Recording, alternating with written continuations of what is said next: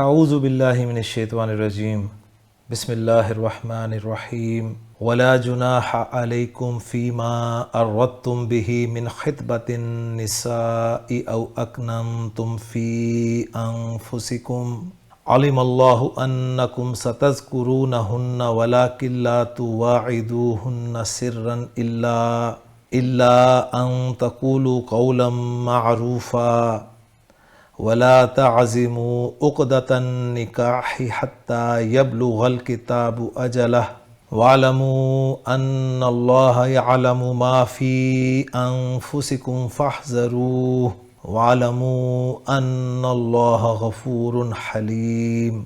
صدق اللہ العظیم۔ رب اشرح لی صدری ویسر لی امری واحلل عقدۃ من لسانی یفقہوا قولی۔ رب یسر ولا تعسر وتمم بالخیر، آمین یا رب العالمین۔ آج کے سبق میں ہم انشاءاللہ تعالیٰ سورۃ البقرہ کی آیت نمبر 235 کو گرامیٹیکلی انالائز کریں گے، اور اس آیت کے ساتھ ہی ہمارا سورۃ البقرہ کا رکوع نمبر 30 بھی انشاءاللہ تعالیٰ مکمل ہو جائے گا۔ تو چلتے ہیں اس آیت میں استعمال ہونے والے پہلے جملے کی طرف۔ پہلا جملہ ہم وقت کی پہلی علامت تک بنا لیں گے، اور یہ جملہ ہے ولا جناح علیکم فیما عرضتم بہ من خطبۃ النساء او اکننتم فی انفسکم۔ واو کو استنافیہ مان لیں تو جملہ مستانفہ بن جائے گا، اور واو کو عاطفہ بھی قرار دیا گیا۔ لا نفی جنس ہے، جس کا اسم جناح مبنی بر فتحہ ہے، اور علیکم جو ہے یہ خبر ہے لا نفی جنس کی، اور اصلا ہم جانتے ہیں کہ یہ اصل خبر کے متعلق ہے جو کہ محذوف ہے۔ اس کے بعد آگے آ رہا ہے فی ما عرضتم بہ من خطبۃ النساء۔ فی حرف جر ہے، اس کے بعد ما اسم موصول ہے، لہٰذا محلا مجرور قرار دیا جائے گا۔ عرضتم یہ اس کا صلۃ الموصول ہے۔ اسکرین پہ آپ دیکھ رہے ہیں عین را ضاد اس کا مادہ ہے، باب تفعیل عرض یعرض تعریدا، جس کے معنی خان صاحب نے لکھے ہیں اشارے کنائے میں بات کرنا، اور آیت کا ریفرنس خان صاحب نے یہی دیا ہے۔ عرضتم فعل بفاعل ہے، تم ضمیر مرفوع متصل اس کا فاعل ہے۔ آگے آ رہا ہے بہ جو کہ جار مجرور کا مجموعہ ہے، یہ متعلق ہو جائے گا عرضتم فعل کے۔ اس کے بعد آگے آ رہا ہے من خطبۃ النساء، من حرف جر ہے، اس کے بعد خطبہ لفظ ہے جو کہ مجرور ہے اور ساتھ ہی مضاف بھی ہے، اور النساء جو ہے یہ مضاف الیہ ہے۔ خطبہ مضاف اپنے مضاف الیہ سے مل کر یہ مجرور ہوا من حرف جر کے لیے، اور من حرف جر اپنے مجرور کے ساتھ مل کر اس کو حال قرار دیا گیا ہے، بہی میں جو ہا کی ضمیر ہے اس کا۔ خطبہ لفظ کو ذرا سمجھ لیں، اگر اس خا پر پیش پڑھ دی جائے تو یہ خطبہ بن جاتا ہے، اور جس کے معنی واعظ و نصیحت کے ہوتے ہیں۔ مادہ دونوں کا ایک ہی ہے، اور اگر خا کی زیر کے ساتھ پڑھا جائے خطبہ تو اس کے معنی ہوتے ہیں رشتے کا پیغام بھیجنا، جیسا کہ آپ اسکرین پہ دیکھ رہے ہیں، اور آیت کا ریفرنس خان صاحب نے یہی دیا ہے۔ اور ایک جگہ میں دیکھ رہا تھا کہ خطبہ یہ فعلہ کے وزن پر فعل کے واقع ہونے کی حالت کو بیان کرنے کے لیے استعمال ہوتا ہے، تو اس صورت میں معنی اس کے یہ ہوتے ہیں کہ اس عورت کو شادی اور منگنی کی دعوت دینا جو خاوند کی وفات کی عدت گزار رہی ہو۔ اس کے بعد آگے حرف عطف آ رہا ہے او، اور او حرف عطف کے بعد آ رہا ہے فعل اکننتم۔ اسکرین پہ آپ دیکھ رہے ہیں کاف نون نون اس کا مادہ ہے، اور باب افعال میں جب یہ مادہ آتا ہے تو یہ بنتا ہے اکننا یکننو اکنانن، اور چینجز کے بعد اکننا یکنو اکنانن، مصدر اس کا وہی رہتا ہے، اور یہاں پر یہ باب فعال سے استعمال ہوا ہے جمع مذکر حاضر کا صیغہ اکننتم، جس میں تم ضمیر مرفوع متصل اس کا فاعل ہے۔ اس کے بعد آگے آ رہا ہے فی انفسکم جو کہ جار مجرور کا مجموعہ ہے، جس میں مجرور مضاف ہے انفس، اور کم ضمیر مجرور متصل جو ہے مضاف الیہ ہے۔ جار مجرور یہ متعلق ہو جائے گا اکننتم فعل کے، اور اکننتم فعل اپنے فاعل اور متعلق سے مل کر جملہ فعلیہ خبریہ ہو کر اس کو ہم معطوف بنا دیں گے عرضتم فعل کے لیے جو پیچھے آ رہا ہے۔ پھر عرضتم فعل اپنے فاعل اپنے متعلق سے مل کر معطوف علیہ بن جائے گا، اور پھر معطوف علیہ اپنے معطوف سے مل کر یہ ما اسم الموصول کے لیے صلۃ الموصول بن جائے گا، اور ما اسم الموصول اپنے صلۃ الموصول کے ساتھ مل کر محلاً مجرور فی حرف جر کے لیے، اور فی حرف جر اپنے مجرور کے ساتھ مل کر متعلق ہو جائے گا محذوف خبر کے، کس کی خبر؟ لائے نفی جنس کی، اور اس طرح لائے نفی جنس اپنے اسم اور خبر کے ساتھ مل کر جملہ اسمیہ ہو جائے گا۔ اب ہم اس جملے کا ترجمہ کرنے کی کوشش کرتے ہیں۔ ولا جناح علیکم، اور کوئی گناہ نہیں تم پر، فیما اردتم بہ من خطبۃ النساء، کس بات میں؟ اس بات میں کہ اشارے سے پیغام نکاح دو ان عورتوں کو، او اکننتم فی انفسکم، یا جو چھپائے ہو تم اپنے دلوں میں۔ یہاں پر آپ کی دلچسپی کے لیے میں کچھ اور واضح کرتا چلوں کہ اردتم کے بارے میں یہ بھی لکھا گیا ہے کہ یہ جیسے کہ آپ نے دیکھا ہے باب تفعیل ارد یرد تعرید اس سے مشتق ہے، اور اس کے معنی ہے صراحتاً بات نہ کہنا اور اپنے مقصد کو اشارے اور کنایے کے ساتھ ظاہر کرنا۔ لیکن پھر اصطلاح میں اس کے معنی یہ ہیں کسی لفظ کو ایسے معنی میں استعمال کرنا جس میں وہ نہ حقیقی معنی کے اعتبار سے استعمال ہوتا ہو اور نہ ہی مجازن، جیسے کوئی شخص کسی سے خیریت طلب کرنے کے لیے کہتا ہے جئتک لی اسلم علیک، جئتک میں آیا تیرے پاس، لی اسلم علیک تاکہ میں تجھے سلام کروں۔ اب یہاں پر سائل کی مراد اس سے خیریت طلب کرنا ہے، لیکن یہ جملہ اس معنی کے لیے نہ حقیقی اعتبار سے وضع کیا گیا ہے یعنی بنایا گیا ہے، اور نہ ہی مجازی اعتبار سے، جبکہ کنایا جو ہے یہ کنا یکنی کا مصدر ہے جس کے معنی چھپانا ہے، لیکن اصطلاح میں اس کا معنی یہ ہے ایک لفظ ذکر کیا جائے اور اس کا لازم معنی مراد لیا جائے، باوجود اس کے کہ اس سے حقیقی معنی یعنی موضوع لہو سے مراد ہے جس کے لیے اسے وضع کیا گیا ہے، یعنی جس کے لیے اسے بنایا گیا ہے، بھی مراد لینا جائز ہو۔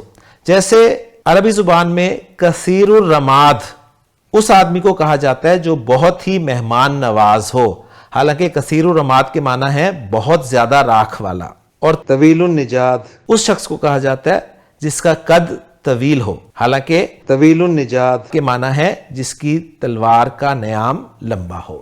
تو یہ کچھ انفارمیشن تھی تعریض اور کنایا کی۔ اب ہم چلتے ہیں اگلے جملے کی طرف، اور اس اگلے جملے کو ہم وقف کی اس علامت تک بنا لیں گے۔ علمہ فعل ہے، اس میں جلالہ فاعل ہے اس لیے مرفوع ہے، اور آگے مفعول بھی چاہیے، یعنی دو مفعول چاہیے، تو وہ مصدر معول کی صورت میں آ رہے ہیں کہ انکم ستذکرونہن، یہاں تک ہم انالائز کرنے کی کوشش کرتے ہیں کیونکہ آگے ولیکن آ رہا ہے تو اس سے ہم عطف کر دیں گے انشاءاللہ تعالی۔ انا حرف از حروف مشبہ بالفعل ہے جس کا اسم ہے کم، ضمیر منصوب متصل، سین حرف استقبال ہے، اور ہم جانتے ہیں فعل مضارع پہ داخل ہوتا ہے تو فعل مضارع کو مستقبل کے ساتھ خاص کر دیتا ہے۔ تذکرونا، تذکرونا جو ہے ذکر یذکرو سے جمع مذکر حاضر کا صیغہ ہے، واو ضمیر مرفوع متصل اس کا فاعل ہے، اور ہنہ جو ہے ضمیر منصوب متصل مفعول بہ ہے۔ گویا فعل اپنے فاعل اور اپنے مفعول بہ سے مل کر جملہ فعلیہ خبریہ ہو کر یہ انا کی خبر بن رہا ہے، لہٰذا محلاً مرفوع قرار دیا جائے گا، اور انا اپنے اسم اور خبر کے ساتھ مل کر صدہ مسدہ مفعولی علمہ فعل کے ہو جائیں گے، اور پھر علمہ فعل اپنے فاعل اور اپنے دونوں مفعولوں کے ساتھ مل کر جملہ استئنافیہ یا معترضہ کہلائے گا، اور دونوں صورتوں میں لا محل لہا من الاعراب کی کیٹیگری میں چلا جائے گا۔ اس کے بعد آگے آ رہا ہے جی واو عاطفہ ہے، لیکن یہ لاکنہ کی خفیف فارم ہے اور استدراک کے لیے استعمال ہوتا ہے، لیکن یہ عمل نہیں کرتا، اور یہ بات آپ جانتے ہیں کہ لاکنہ تخفیف کے بعد فعل پر بھی داخل ہو سکتا ہے، تو آگے فعل آ رہا ہے لا تواعدوہن، جس میں لا جو ہے ناہیہ ہے، فعل آگے آ رہا ہے تواعدو، اصلاً یہ تواعدون تھا، نون اس کا ڈراپ ہو گیا مجزوم یا اخف ہونے کی صورت میں، علامت مضارع پیش والی ہے، تو چار پاسبلٹیز میں سے یہ تیسری پاسبلٹی باب مفعلہ والی بن رہی ہے کہ فا اور عین کلمہ کے درمیان الف آپ دیکھ رہے ہیں، تو واو عین دال اس کا مادہ ہے باب مفعلہ، اسکرین پہ آپ دیکھ رہے ہیں وعد یواعد مواعدتن، ایک دوسرے سے وعدہ کرنا۔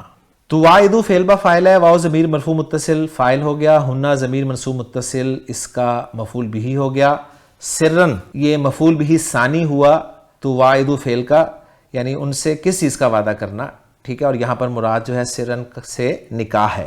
الا حرف استثناء ہے، اور اس کے بعد آگے ان حرف مستریہ، جس کے بعد تقولو فعل با فاعل ہے، جمع مذکر حاضر کا صیغہ، منصوب استعمال ہوا ہے، نون ڈراپ ہوا ہے یعنی خفیف استعمال ہوا ہے، اور واو ضمیر مرفوع متصل اس کا فاعل ہے، اور قولن مفعول بھی ہے جس کی صفت آگے آ رہی ہے معروفاً. قولاً معروفاً جو ہے یہ تقولو فعل کے لیے مفعول بھی بن گیا. تقولو فعل اپنے فاعل اور اپنے مفعول بھی سے مل کر صلۃ الموصول حرفی ہوا ان مصدریہ کے لیے، اور ان مصدریہ اپنے صلۃ الموصول حرفی کے ساتھ مل کر مصدر کی تعویل میں ہو کر فی محل نصب مستثنیٰ قرار دیا گیا ہے. اور پھر فعل لا تواعدو اپنے فاعل اپنے دونوں مفعولوں سے مل کر جملہ فعلیہ ہو گیا. اب اس جملے کا ہم عطف کس پہ کریں گے؟ تو اس واو سے پہلے ایک جملے کو محذوف مانا گیا جس پہ اس جملے کا عطف کیا گیا ہے، یعنی فَاذْكُرُوهُنَّ وَلَٰكِن لَا تُوَاعِدُوهُنَّ. اب ہم اس پورے جملے کا اگر ترجمہ کریں تو کچھ یوں بنے گا کہ اللہ تعالیٰ جانتا ہے کہ تم ضرور ان کا ذکر کرو گے، لیکن نہ وعدہ لینا ان سے خفیہ طور پر بھی، مگر یہ کہو ان سے شریعت کے مطابق کوئی بات، یعنی ان سے شریعت کے مطابق کوئی بات کہی جا سکتی ہے صرف. اس کے بعد اگلا جملہ جو ہے ہمارا وقف کی اس علامت تک بن جائے گا. واو کو عاطفہ مان لیں گے، لا پھر ناہیہ ہے، جس کے بعد تعظیمو فعل با فاعل ہے، فعل مجزوم استعمال ہوا ہے لا ناہیہ کی وجہ سے. عین زا اور میم پختہ ارادہ کرنا کے معنی میں ہم پہلے بھی پڑھ چکے ہیں اور ابھی آپ سکرین پہ بھی دیکھ رہے ہیں. واو ضمیر مرفوع متصل اس کا فاعل ہے. آگے عقدۃ نکاحی مضاف الیہ ہے جو کہ مفعول بھی بن رہا ہے تعظیمو فعل کے لیے.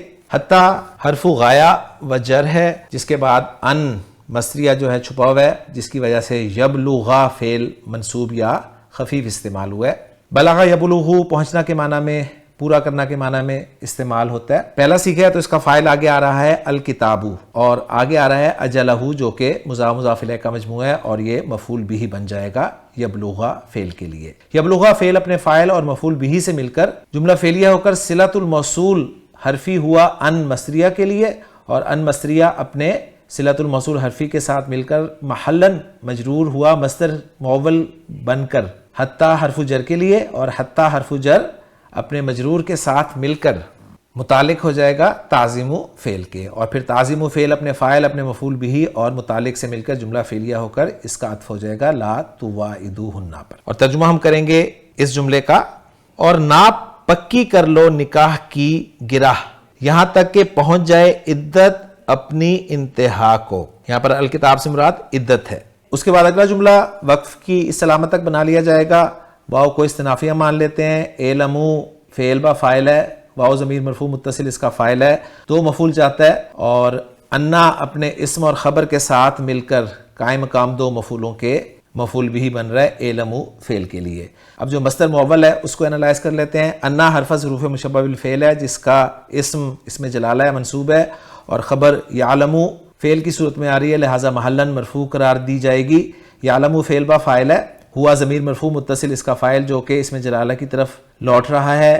آگے مفعول بھی چاہیے یعلمو فعل کے لیے، ما فی انفسکم کی صورت میں آگے آ رہا ہے. ما اسم الموصول ہے، یعلمو فعل کے لیے مفعول بھی بن رہا ہے لہٰذا محلاً منصوب قرار دیا جائے گا، اور اس کا صلہ آگے آ رہا ہے فی انفسکم جو کہ شبہ جملہ ہے. فی انفسکم جار مجرور کا مجموعہ ہے جس میں مجرور جو ہے وہ مضاف انفس ہے جس کا مضاف الیہ کم ضمیر مجرور متصل ہے. یہاں تک ہم اس جملے کو بنائیں گے، اور پھر یعلمو فعل اپنے فاعل اپنے مفعول بھی سے مل کر جملہ فعلیہ خبریہ ہو کر محلاً مرفوع انا کی خبر بن جائے گا، اور انا اپنے اسم اور خبر کے ساتھ مل کر صدہ مسدہ مفعولی اعلمو فعل کے ہو جائے گا، اور اعلمو فعل اپنے فاعل اور دونوں مفعولوں سے مل کر جملہ مستانفہ ہو جائے گا. اور ترجمہ کریں گے ہم اس جملے کا، اور جان لو کہ یقیناً اللہ جانتا ہے جو تمہارے دلوں میں ہے.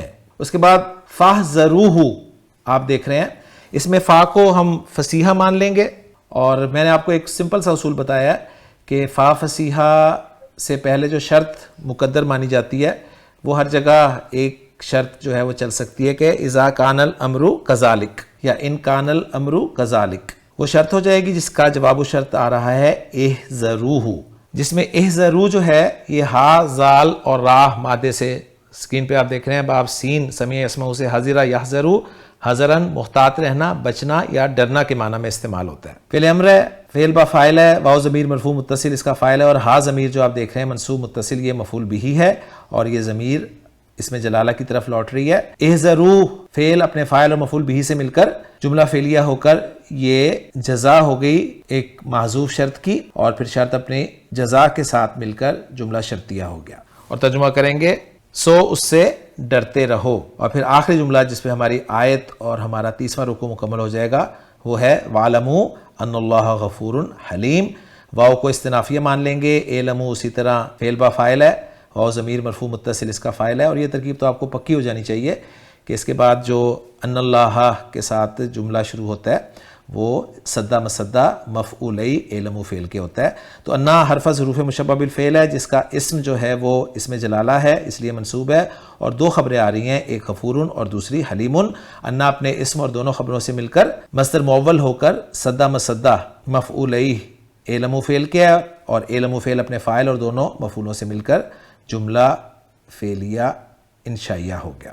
اور ترجمہ کریں گے اور جان لو بے شک اللہ تعالیٰ بہت بخشنے والا حلم والا ہے. تو الحمدللہ جی ہماری آیت بھی مکمل ہو گئی ہے اور 30واں رکوع بھی مکمل ہو گیا ہے. اب ہم چلتے ہیں اس آیت کے اتھینٹک ترجمے کی طرف. وَلَا جُنَاحَ عَلَيْكُمْ فِي مَا أَرَّدتُّمْ بِهِ مِنْ خِطْبَةِ النِّسَاءِ أَوْ أَكْنَنْتُمْ فِي أَنفُسِكُمْ.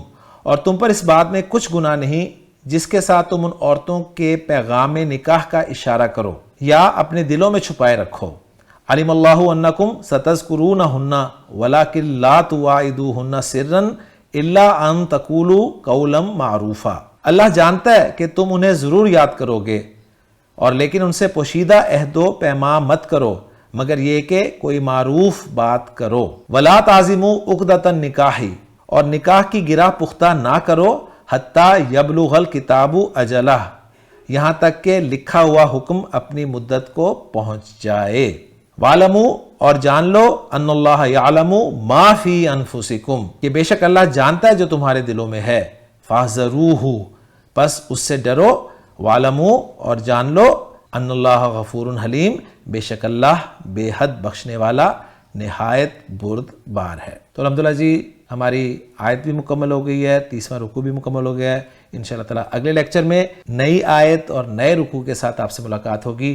سبحانک اللہم و بحمدک اشہد ان لا الہ الا انت استغفرک و اتوب الیک.